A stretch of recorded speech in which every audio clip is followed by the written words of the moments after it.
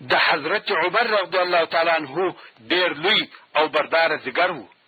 د ده په لیدلو څوک بیرېدی، هیبت او دبدبه یې درلودل. دغه جبار عمر دروازه ورپورې وهل. د هغه طرف ورته وویل سوه څوک یې؟ ویل عمر. خور یې وبېرېدل. ژر یې خباب رضی الله تعالی عنه په پستو کې پټ کړي. فاطمه رضی الله تعالی عنها هغه د قرآن مجید ورقه پټه کړه او بیا یې دروازه ور خلاصه کړه. عمر ورننوتی او ویل تاسې څه شی وایه؟ هغو ویل هیڅ شی نه و، موږ په خپل منځ کې خبرې سره کولې.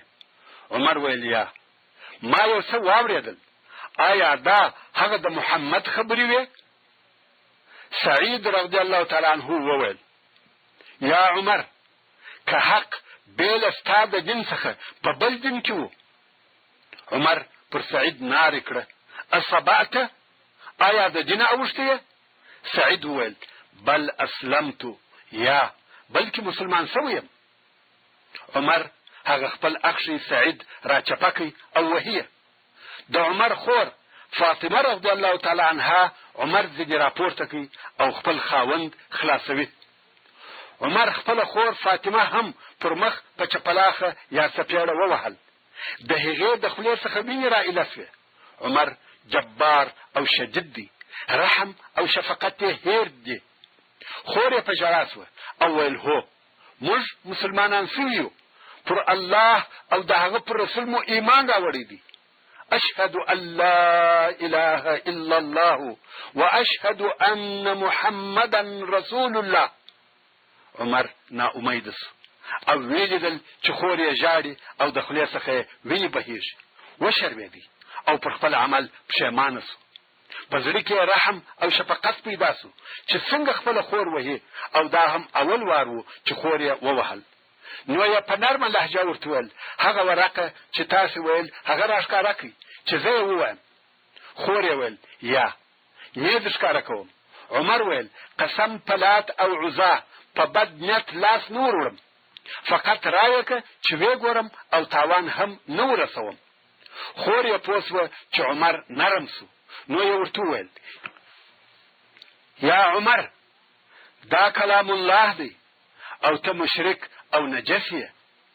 که دې د هغه د ویلو اراده وي، یو وار غسل وکړه، بیا به یې درکم چې ویې وایه. د عمر فکر او چرت په هغه ورقه کې بند سو چې دا به څه شي وي او څه به پکښې لیکلي وي. نو د ډېره شوقه څخه موافق سو. غسل خانې یا تشناب ته ننوتی او غسل یې وکړي. کم وخت چې راووتی، خور یې هغه ورقه چې قرآن مجید پر لیکل سوی و ورکړه. د حضرت عمر رضی الله تعالی عنه لیک او لوست زده وه او د ورقې په ویلو یې شروع وکړه. په ورقه کې لیکل سوي وه بسم الله الرحمن الرحیم. عمر رضی الله تعالی عنه وویل الرحمن او الرحیم څومره ښه پاک او طیب، نیک او مبارک نومونه دي. بیا لیکل سوي وه طه ما انزلنا عليك القرآن لتشقى، یعنی ای محمد، موږ د دې دپاره دا قرآن پر تا نه دی نازل کړی چې ته ځان په محنت او مشقت کې واچوې.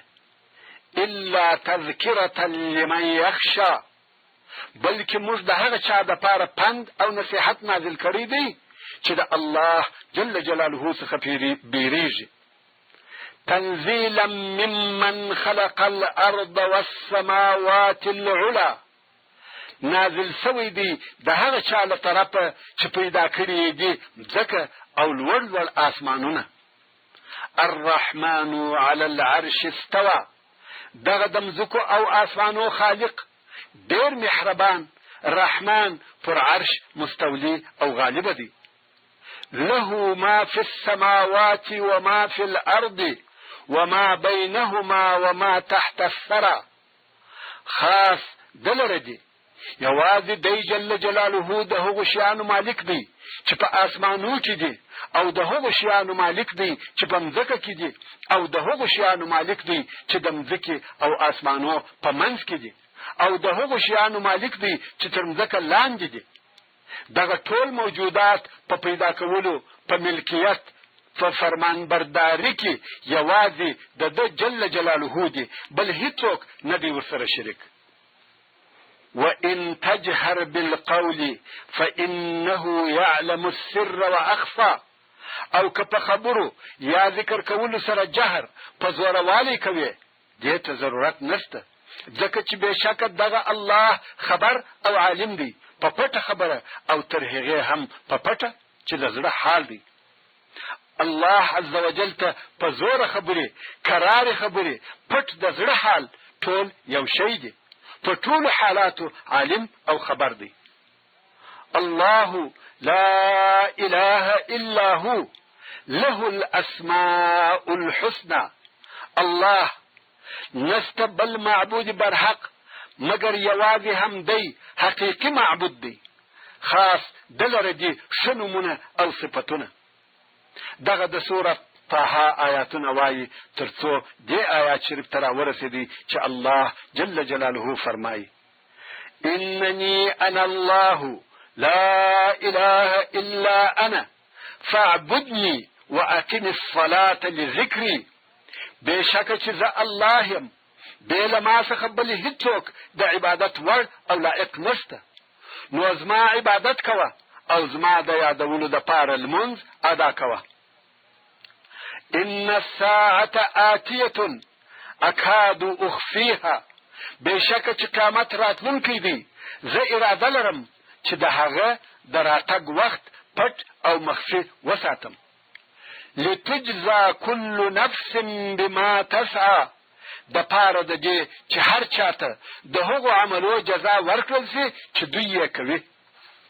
داسې آیاتونه دي چې ټول د الله جل جلاله او د قیامت په باره کې خبرې کوي. حضرت عمر رضی الله تعالی عنه د دغو آیاتو په تلاوت سره نرم شو، د کلام الله تر تاثیر لاندې راغلی، د مسلمانېدلو اراده یې شوه. نو یې وویل دا څونه ښه او مکرم کلام دی، محمد صلی الله علیه و آله وسلم چیرې دی چې ورسم؟ خباب ابن الارت رضی الله تعالی عنه خو پټ و او دا خبرې اوري. دلته چې عمر رضی الله تعالی عنه دا خبره وکړه، خباب ابن الارت رضی الله تعالی عنه راوغورځېدی، ویل زیری در کوم یا عمر، زه دا آرزو لرم چې د رسول الله صلی الله علیه و آله وسلم د جمعې د شپې دعا ستا دپاره سي. هغه چې ویې فرمایل الهي په عمر ابن الخطاب یا ابو جهل ابن هشام سره اسلام معززه کړي او درځه رسول الله صلی الله علیه و آله وسلم به زه دروښیم. نو یې عمر رضی الله تعالی عنه د ارقم ابن ابي الارقم وکور ته رارهي کړي، هغه کور چې د مسلمانانو د اجتماع او تعلیم ځای و. کم وخت چې د ارقم کور ته ورسېدل، د عمر رضی الله تعالی عنه سره تر اوسه هغه خپله توره ورسره وه او د جنگ دپاره آماده معلومیږي، او هلته بیا هغه نعیم و رسول الله صلی الله علیه و آله وسلم ته خبر وروړی و چې عمر ستا د وژلو په نیت رارهي دی. و اصحاب کرامو ته ټول اخبار داسې رسېدلي دي چې عمر رارهي دی او غواړي چې رسول الله صلی الله علیه و آله وسلم ووژني. په هغه نوره قصه چې د فاطمه بنت الخطاب او سعید رضی الله تعالی عنهما په کور کې پیښه شوه نه دي خبر. نو خود اصحاب کرام دلته د جنگ دپاره تیار او آماده دي. کوم وخت چې عمر رضی الله تعالی عنه د ارقم ابن ابي الارقم و کور ته ورسېدی او د کور دروازه یې وټکول، یو د اصحاب کرامو څخه ورولاړ سو، د دروازې تر چاک یې ورته وکتل، ویې لیدل چې عمر توره په لاس ولاړ دی. رسول الله صلی الله علیه و آله وسلم چې دننه په خونه کې و هغه ته یې حال ووایه، او دلته اصحاب کرام د سرای په میداني کې سر راټول دي. حمزه رضی الله تعالی عنه پوښتنه وکړه چې څه پېښه ده؟ دوی ویل عمر دی. حمزه رضی الله تعالی عنه ویل عمر، دروازه ور خلاصه کړئ، که د ده راتګ د خیر په نیت و خیر به وویني، او که د شر په نیت راغلی و د ده په توره به یې ووژنو. هو دا صحیح ده چې عمر غټ او ډېر قوي دی، مګر سیدنا حمزه رضی الله تعالی عنه جنگي پهلوان او فارس دی، داسې پهلوان دی چې په قریشو کې مثل نشته. په دغه وخت کې رسول الله صلی الله علیه و وسلم د خونې څخه راووتی. حمزه رضی الله تعالی عنه وویل پرېږدئ چې کور ته راشي، زه یې د ده په توره وژنم. رسول الله صلی الله علیه و وسلم وفرمایل یا حمزه ته ننوځه. حمزه رضی الله تعالی عنه هم د رسول الله صلی الله علیه و وسلم په امر خونې ته ننوتی او رسول الله صلی الله علیه و وسلم وفرمایل عمر ته دروازه ور خلاصه کړي. اوس خلق په حیرت کې دي چې عمر د ده علیه الصلاة والسلام د وژلو په نیت راغلی دی او رسول الله صلی الله علیه و وسلم وایي دروازه ور خلاصه کړي.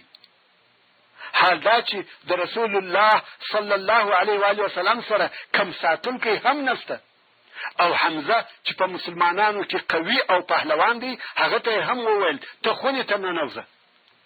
مګر بیا هم چاره نشته، د رسول الله صلی الله علیه و وسلم اطاعت حتمی دی و عمر رضی الله تعالی عنه ته دروازه ور خلاصه کړه او عمر کور ته ورننوتی. غټ قوي جابر شدید سړی توره هم ورڅخه ده. رسول الله صلی الله علیه و وسلم ورنږدې سو. عمر رضی الله تعالی عنه یې تر ګریوانه ونیوی او شدید تکان یې ورکړه. په دونه قوت سره یې وښوراوه چې عمر پر زنګنو کښېنستی او رسول الله صلی الله علیه و وسلم وفرمایل اما آن لك یا ابن الخطاب ان تسلم، یعنی ای د خطاب زویه د دې وخت نه دی راغلی چې مسلمان سه؟ رسول الله صلی الله علیه و وسلم نور هم وفرمایل او ته تر هغو نه مسلمانېږې چې الهي غضب در باندې نازل نسی لکه پر ولید ابن المغیره چې نازل سو او نور هم وفرمایل اللهم هذا عمر بن الخطاب اللهم اعز الاسلام بعمر بن الخطاب. عمر رضی الله تعالی عنه وویل اشهد ان لا اله الا الله واشهد انك رسول الله. رسول الله صلی الله علیه و وسلم تکبیر وویل او کم اصحاب کرام چې دلته موجود و هغو هم په لوړ آواز نارې کړه الله اکبر. دا تکبیر په دونه لوړ آواز و چې ټولې مکې واورېدې. قریش وویل والله یوه حادثه پیښه ده او لویه حادثه ده. رسول الله صلی الله علیه و وسلم پوه سو چې خبره ښکاره او واضحه سوه او خلق خبر سوه. نو یې اصحاب کرام امر کړه چې خپلو کورو ته ولاړ شي. ټول مسلمانان د ارقم رضی الله تعالی عنه د کور څخه په تلوار ووتل او هر یو پر خپله لار ولاړ. عمر رضی الله تعالی عنه وایي کم وخت چې ما اسلام راوړي د ځان سره فکر وکړي چې د اهل مکې څخه څوک د رسول الله صلی الله علیه و وسلم سره ډېر عداوت لري. خپل زړه راته وویل ابو جهل. نو ورغلم او د ابو جهل دروازه مې ور وټکول. ابو جهل راووتی ویل اهلا وسهلا مرحبا بابن اخي. ویل څنګه راغلی؟ ما ویل غواړم چې خبر دې کم چې ما پر الله او د هغه پر رسول محمد صلی الله علیه و وسلم ایمان راوړي او ټول هغه شیان منم چې محمد صلی الله علیه و وسلم راوړي. ابو جهل د کور دروازه په زور بنده کړه او ویل تبا لک، تالر دې هلاکت وي، زما دې ټوله ورځ را خرابه کړه، په شنه سهار دې دا غیرې را باندې وکړي، دا څه خبر و چې تا ما ته راوړي؟ ورونو تاسې پوهېږئ چې عمر د همت او مړانې د قصد او عزم خاوند و. د ده اسلام و مشرکانو ته ذلت او سپکاوی و او مسلمانانو ته عزت، شرف او خوشحالي و. عمر رضی الله تعالی عنه وایي کم وخت چې به یو څوک مسلمان سو کفار به پر راوګرځېدل، وهل او ټکول به یې ورکول. خو کم وخت چې زه مسلمان سم زما ماما ته ورغلم چې ابو جهل ابن هشام او په خپل اسلام خبر کړي. هغه په کور دننوتی او دروازه یې راته وتړل. او بیا د قریشو یوه بل لوی سړي ته ورغلم، هغه مې هم په خپل اسلام خبر کړي، هغه هم دروازه راته بنده کړه او په کور دننوتی. بیا مې د ځانه سره وویل دې خلقو خو څه ونه کړه، مګر دا نه ده صحیح چې نور مسلمانان وهل کېږي او زه دې ونه وهل سم. یوه سړي راته وویل غواړې چې خلک ستا په اسلام خبر سي؟ ما ویل هو.